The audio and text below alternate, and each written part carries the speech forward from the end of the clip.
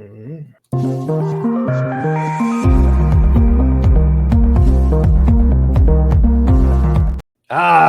Look at that, Mr. USA and Johnny Thunder ready for Patriot Excel. Whatever we do is patriotic. Whether what we're talking about is patriotic or not, I don't know. But it's going to be entertaining. That's the minimum. So what do you got today, Mr. Greenman? Hey man, just looking for something that's all American, like that shows the American virtue, the American strength, and how we fight as a country. And so, what better than to highlight the women? This mom fights off a would-be kidnapper of her daughter, and they fall a few flights down the stairs. Hey, that's the recipe for a great story, if you ask me. So the mom comes in to rescue the daughter, really? The mom's a badass, dude. Did the mom go to our martial arts gym or something? I mean, that's only something we would teach. Like that would be one of the techniques we would teach: how to stop an intruder that attacks your daughter as a mom technique. Yeah, and like, hey, just get him to go down the stairs because there's a 50-50 chance, one of you are going to hit harder than the other, So yeah, that would be a technique we would teach at MMA Jack back in the day, bro. How to land on the bottom of the stairs without hurting your head. That's a cool technique. How do Yeah, you the other person is a toboggan the stairs?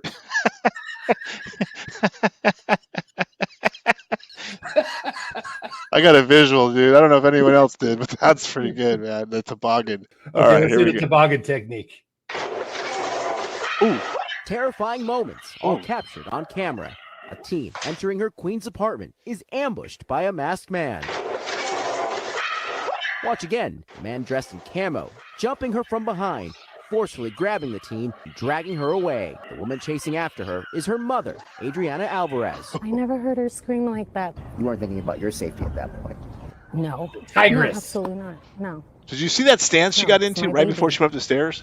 That was friggin' tiger Take her. Yeah. Adriana followed as the man continued to drag her daughter away. The three kicking and fighting all the way down 4 flights of stairs. The harrowing ordeal unfolding this past January as her 18-year-old daughter Lex was coming back home after finishing a morning dog walk. He managed to grab my hair through the door. I remember being thrown onto the heater. The NYPD identified the suspect as 25-year-old George Vasilou, her daughter's former coworker. He pled not guilty to a slew of charges related to the attack.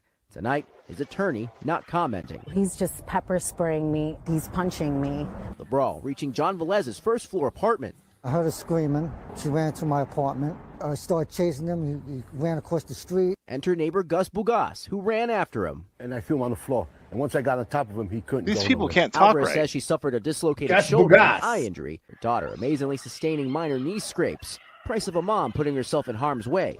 But coming up a tiger hero. stance. Yeah, I just had angels by my side. I'm just so grateful and so thankful just to have her back. George Solis, NBC News. That was okay. What do you think? Got a few things. Yeah. First of all, get appreciate. Mom is, that's how moms are. They will protect their young, and that's what you're supposed to do. And hats off to the mom for getting out there. And George Bugas. Yeah. George Bugas. Yeah. But yeah, you're right. I didn't understand them. But go ahead. I saw the guy outside, and I was like, "Hey, man, I got to get shoes." It's like I'm gonna get shoes to the grounds and stop shoes from kidnapping this girl. It's like, dude, talk normal, man. It's a problem. Sorry about our California ignorance. We don't know what you're saying. Hey, what language is that? By the way. No, it's just a heavy accent. It's just a dialect. No, I love New York, man. I spend every summer there. I love it.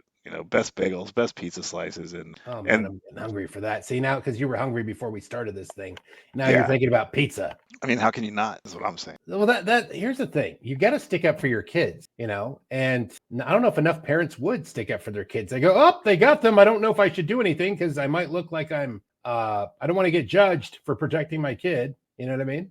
And that's the whole point. That's why it belongs on Patriot XL, is just because that's what you should do. You got to fight back. You don't just stand by and let them run over you. No, you go after your daughter. Who cares? You get a few bumps, bruises. Who cares? You just do it. You don't always enter a fight because you're going to win. You just enter it because you're for the principle. I don't know how many times I've gotten one that I didn't think I'd win, or bad chances, especially with Chuck Liddell. I mean, he liked to fight a lot of people. I didn't. And growing up with that one, huh? College days. I was like, Chuck, what are you doing? I don't want to do this. This is not good, man. He's like, I don't give a good. They get up and just do his Karate Kid stuff all over the place. I mean, he, whatever. Yeah. So a lot of times you went home with bumps and bruises, Well, I mean, wouldn't you think today? I think we learned this being in the martial arts school business that most people today don't even know how to fight. So you do have a good chance if you're going to attack the attacker. They Absolutely, haven't really 100%. thought that one out. I mean, this was her coworker that was stalking her, and he was like, oh, like he was trying to do the basically it was kind of like a Borat marriage thing. You ever see Borat where you try to put, Pamela Anderson in the bag, the kidnapping bag marriage? That's actually a real thing in some foreign countries. And with his name, he might have been from one of those Eastern, deep in the Eastern countries, Eastern Bloc countries, where you put the bag on the woman's head and she becomes your girlfriend and run down the street with her. That's always a nice thing. So maybe that's the next leg. Is disgusting and traumatizing as it was for the young girl. We would go off on somebody if they touched our daughter. So no, they wouldn't have a chance. Exactly. It's well. So I got another one I wanna share here in a second. Whenever let's see if this works. So you ready for it? You ready for it? I'm bone ready, man. Oh, that's the wrong. Thank God Johnny Thunder's back today, because when you were gone. All right, let's take this one and let's just do it. Democratic President Joe Biden, who is running for re-election, also released its latest fundraising numbers over the weekend. Senior spokesperson Kevin Munoz told VOA Sunday that 1.6 million Americans have made valuable contributions and explained how the campaign will spend the $192 million in cash that it has on hand. More than 100 offices across the battleground states, hundreds of staff being built out across these battleground states, a historic $30 million paid media campaign targeting API, Latino and African American voters, talking to these voters early and often, defining the choice of this election. Munoz also downplayed Trump's latest fundraising achievements. The top donors to Joe Biden's campaign are nurses and teachers. We are powered by working people, and that is a stark contrast to Donald Trump's campaign. And this is what's going to win elections. But money alone won't secure a return of either Biden or Trump to the White House, analysts point out. The bigger problem that President Biden faces right now is a number of fractures within his own party, and getting out and actually reaching people who are independents and people who are perhaps disaffected Republicans. Who is that, Mr. Magoo? The last one? So what's funny about this, when you put the mainstream media clip on like we just did, is how they're not discussing how it was the single highest fundraiser of all time by President Trump. What a nice spin down. Yeah, exactly. They're talking about, and they talk about teachers. Okay, great, you got teachers union, saying that your kid can come to you and say they want a sex change and that you're going to try to go get it done. Okay, great. We don't have those donors. I'd rather not have those type of donors, actually, if I was Trump, whoever's in the Republican party. That's not really a big deal to me. But yeah. Well, you're basically talking about the base. A lot of the liberal base does stand in the schools. So yeah, 100%. So of course, like the working people. So everybody that's not a nurse or a teacher is not a working person. What about the people in construction? What about the people at the car factories? What about the people that pick up your garbage? What about the firemen and the cops? What about the farmers? Yeah, exactly. You're left out a lot of groups. You hit two of them that are very liberal, and then and that's what your story is based on, and you forget that was a twist. I almost want to recall our show, The Spin Doctor, where we take apart everybody's spin. No, I like it. You like that one? Patriot XL spinning. Yeah. No, for sure. We'll be on bicycles, a couple Pelotons. I get it. So yeah, that's an interesting thing. It's what you're basically illustrating is how slanted media is, how it's fake news, how it's one take and inverted. Yeah. Yeah. So this host is actually kind of funny because when she reacts to AOC, it's pretty funny, and I like this lady. I think she's from India or whatever, but she has a real solid listening audience, which is pretty large actually. And today, in the way media or news is presented today through the different channels. So let me just take a look at this. Let's take a look at this real quick. Let me get your thoughts on it. Okay. All right. Let's see. Here we go. Wasn't she the one who advised lefties like her to make Republicans feel uncomfortable in public, to get in their faces? Well, honey, call this instant karma. You refuse to call it a genocide in front of everybody. I need you to understand. It's not okay that there's a genocide happening. You're not actively against it. You're lying. I'm lying? You're not. You went on TV and avoided talking about it. You was not. You can't say it's a genocide. You're just talking political games. to genocide, then obviously we're not lying. We're not lying. You've been saying it in interviews. It's insane. You haven't been calling it a genocide. Now let's check in on the president, the leader of the free world, who is living in a state of denial. Here he is asked about his poor poll numbers. Listen to his answer. Mr. President, what's your message to Democrats who are concerned about your poll numbers? My poll numbers, the last 5 polls you guys don't report, I'm winning. 5 in a row. You guys only look at the New York Times. They're a great paper. Hey, man. That poor old delusional soul. You almost feel sorry for him.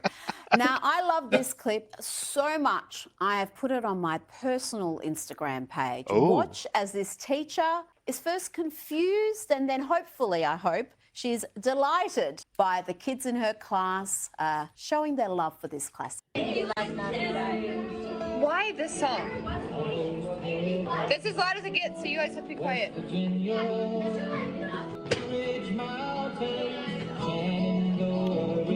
I'm so confused.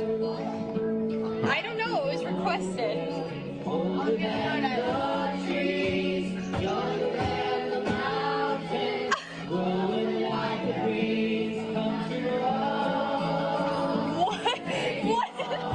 What is happening right now?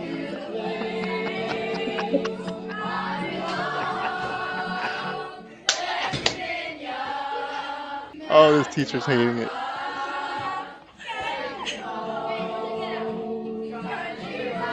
Oh my God, so embarrassing, huh? Wow. Can you imagine holding on to an ideology so hard that something like that would be painful to you? I wouldn't care if they sang like a Humpty Dumpty song or anything.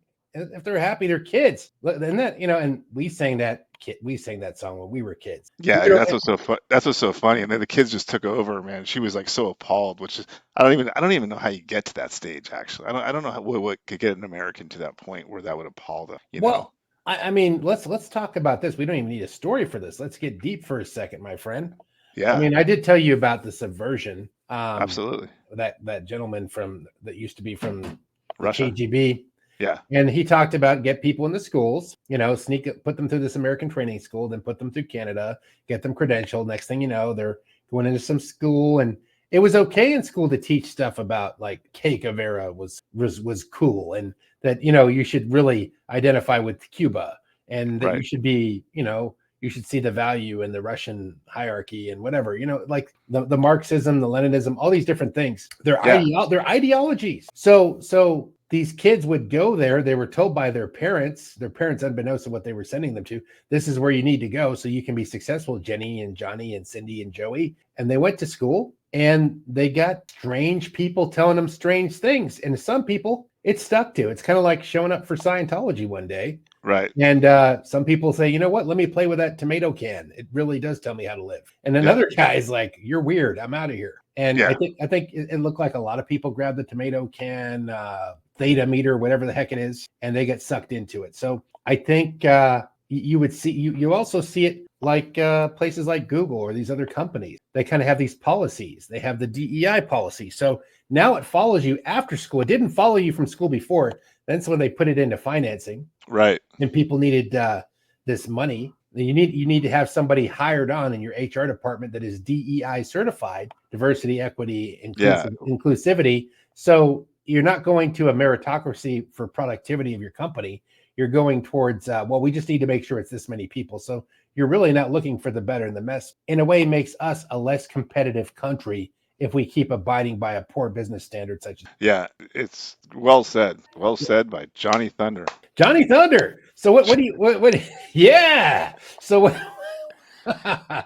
do you think, Chris, about you went to college? I don't know if you saw any of that in college or you were too busy wrestling and hanging out with Chuck Liddell in Cal Poly. What was it? Here's what happens in life. This is what really happens, and it's a cycle that's been going on for over 100. Everyone starts out as a Democrat, okay, when you're in school, because you think that's what you want. You're kind of poor, you don't have a lot of money, you're all for like these social and government paying for everything. That sounds great. you're getting financial aid, or they're just paying your tuition like the last Biden administration did, forgive loans, all that crap, no Kind of responsibilities. get put on the dole. Yeah. Yeah. But then you get a job and you start paying taxes and you're like, whoa, that sucks. I made that much money and you're taking that much for what? And that keeps happening. So basically when you make money and you pay taxes, like you and I both had to pay a large sum in taxes in our lives, Sure. and it's not fun, right? Was it fun? No. I had to pay $150,000. Okay, that's not Right. fun. I don't care what I make. It's not fun. You had to pay more than 3 people were making. Exactly. And then when you see money that's giving to, let's just say, like they are now, illegal aliens are getting $1,200 a month just because they got here illegally, something illegal. And then they get a cell phone, and they get medical and dental paid where there's no copays and there's no premiums they have to pay every month. And so you get frustrated and you're like, you know what? Maybe it's time I become a Republican and have less government. Every great leader of this country has always wanted, for the most part, less spending, because even the economic reports lately that shows how good the economy is doing here, it's all false, because it's most of the jobs, over 70% of them, are government, which means they have to be reinvested, more debt accrued on those. And that's not a model for success for any country when most of your jobs and your economy is based on government jobs, which is taken from your tax base, means taxes are going to go up, continue to go up, and it's a disaster which we're actually living in. And I think people are getting this message, even the Democrats. I really do. I think it goes across the aisle, and I think they're teaching their kids, they're getting involved with their kids and what they're doing at school. And that's why in this classroom setting, I know it sounds trivial, but that's a very pivotal point that we're seeing stories like that. And that was that was pretty refreshing to see, that these kids are like all about the land. They're young patriots. That's what I think. So that made me extremely happy when I saw that video, to be honest. And it made me even happier to see the liberal teacher all mad and all pissed off. So that was great. Well, it's weird, because when this whole pandemic thing set on, I was talking to a friend. My dad was a teacher, but he was never into politics. He was also a former Marine, so he had more of a Republican side. You know what I mean? And then there's other teachers that were out protesting, and they were more the liberal side, like pay or freedom or teachers. When my dad's just like, hey, they're paying us, be happy you get a job. Yeah, he just showed up for work. He wasn't playing with them. And so I look at that, and so I didn't see that. But then I met a gal that used to be my babysitter, and she was a teacher, and she really, she was pretty left leaning, and she wanted to come out and visit, out in where I live out in North Carolina. Right. And basically she was talking about, let me come visit. I go, hey, your friend from your graduating years here, so-and-so. And she's like, oh, I can't talk to her. She's a Republican. I'm like, wow, how divided everybody suddenly became when this big, pandemic thing happened. The division, everybody had nothing but time to sit at home and get brainwashed, left or right, red or blue, pick a side. Don't pick yourself here. And through, there's an old saying, through chaos comes order. So if you confuse people enough, they'll beg for a way out, and they'll do whatever you propose to them after you screw their heads up with all this kind of spin media. 100%. 100%. Well, that's what during the pandemics when I actually started getting into, because I've never been into politics. You've known me many years, and you've never heard me even give a rat's butt about it. We never talked about it. No, there's no need to. But when you have something that's actually affecting the whole country, then that's when the certain people will step up and do their part to get the messages out and just let people think for themselves. And that's actually all I'm trying to do, with mixing in other funny stories and then a little bit of it in the way. You know what I'm saying? So it's the thing. It's like you and I grew up in an era. If you popped off to somebody, you better step up, because they'll get in your face and they'll deal with you. People were not timid. And so people respected people a little more. They were a lot less quicker to stand up and get in your face and say rude things, and because there was a consequence. And the same thing in policing. And then that became, and then now the criminals have grown because now they're the victims. So now the police are not the police anymore. The real, police, the enforcing police, they're gone. You'll find them in the Middle East and some other countries, but you won't find them here in America. Because they're worried about everything they do. I mean, you couldn't pay me enough to be a cop right in this day and age. Having to put a camera on all the time, forget it. Mm-hmm. It makes no sense. But so we kind of said some of the news that goes on is kind of fun to poke a little humor at them, just just for no other reason, just common sense, not really making fun just to make fun, just like listen to what they're saying and let's talk about it. And it's actually happens to, it's kind of what made Seinfeld a great show, is that it was about nothing, but nothing is a lot of times funny if it's just life. So I want to show one more clip of this Sky News host that made some comments about which to me was entertaining. If it entertains me, I figured maybe it entertains other people. It'll entertain me. I will agree with you. I mean, that's kind of the way I think. But pull this up real quick. It's yeah, you got to see this. And share that. But now the impact is being felt in places like New York City, where Mayor Eric Adams used to say things like this. You pledged during your campaign to keep New York City a sanctuary, a city. Do you have any concern that policy is attracting more people to the border, more people to cross the border to make that dangerous trip? No, not at all. The city has always been a sanctuary city, and we've always managed those who wanted to come to New York City to pursue the American dream. Sure, City, all those feel-good platitudes and virtue signaling, but faced with the reality of the policies he championed, this is what Eric Adams sounds like today. I don't see an ending to this. This issue will destroy New York City. Really? Destroy New York City. You don't We're say. getting 10,000 migrants a month. Damn. One time we were just getting Venezuela. Now we're getting Ecuador. Now we're getting Russian-speaking coming through Mexico. Now we're getting Western Africa. Now we're getting people from all over the globe have made their minds up that they're going to come through the southern part of the border and come into New York City. And everyone is saying it's New York City's problem. Yeah. Every community in this city is going to be impacted. We got a $12 billion deficit that we're going to have to cut every service in this city. Good.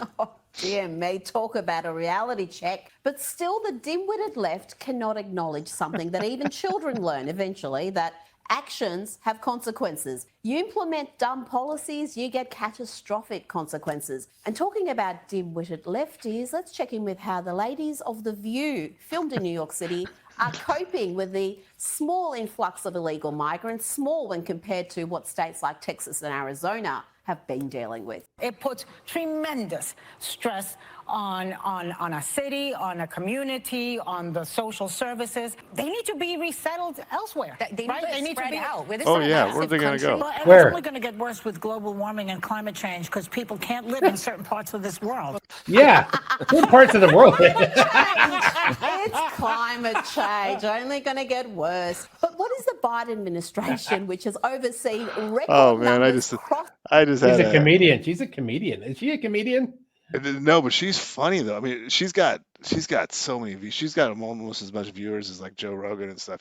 Because she's just straight up and she don't care and she's accurate. I mean, she just presents it and say, look at this. You tell me what you think. I mean, it's funny.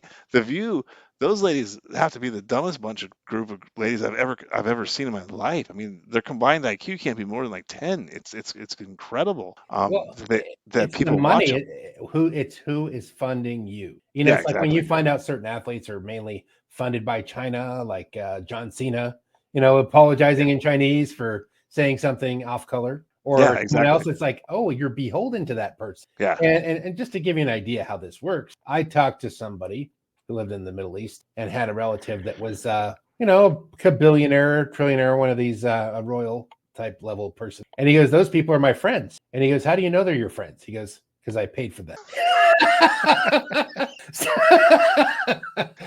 And what does that mean? That person is under the illusion that they have this freedom and friendship with this guy with the money, but he can dispose of them at any time.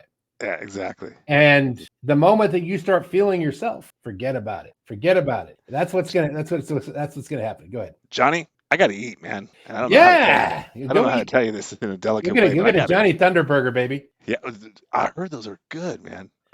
We're gonna open up our restaurant. We're gonna pay $52 an hour, like better, because California's not paying people enough. I'll tell you that much. No. They need to pay those burger people at least $52 an hour. Those burger scientists, been working over at In-N-Out. Yeah. You know? Hey, well, they're making much now.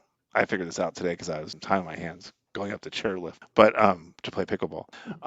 That they make more at like In-N-Out Burger or McDonald's. I made my first year as a police officer. So wow. Well, I hope they can buy a lot of stuff with that because the burgers got more expensive and so did their rent and so did gas. Gas just went up $2. So I hope that extra money is going to help because they're in a new tax bracket and they're going to have to pay more money. So really, when you come down the bottom dollar, you get an extra fucking, excuse my language, 13 cents in your pocket. yeah, exactly. Good No, job. you're very 13 right. cents. Cleverly disguised as $5 more raise. But Johnny, rock and roll. I certainly enjoyed having you back today because it's just not the same without you. I'm kind of like a lost cat in an alley with no windows open. I'm like a large cat stuck inside of a cake factory. So it's good. I'm glad we came up with this analogy. Thanks for tuning in, you groovy people. Hit the like and subscribe. Whoever you are, you 3 or 8 people that watch us, we're going to get this figured out. And you're going to come back and say, I want to see the show when they were stupid back. And yeah, they're going to be like, well, I knew those guys when they were like 3 followers. And you're going to tell like 3 of your friends, and then we're going to have 6. And you know, if you double a penny every day for a month, you'll be a millionaire. Did you guys know that? I did not know that. Okay, so let's just double our subscribers by double it every day, and we'll have 1 million subscribers by the end of the. Whatever, someone do the math, figure it out, hit the like and subscribe button.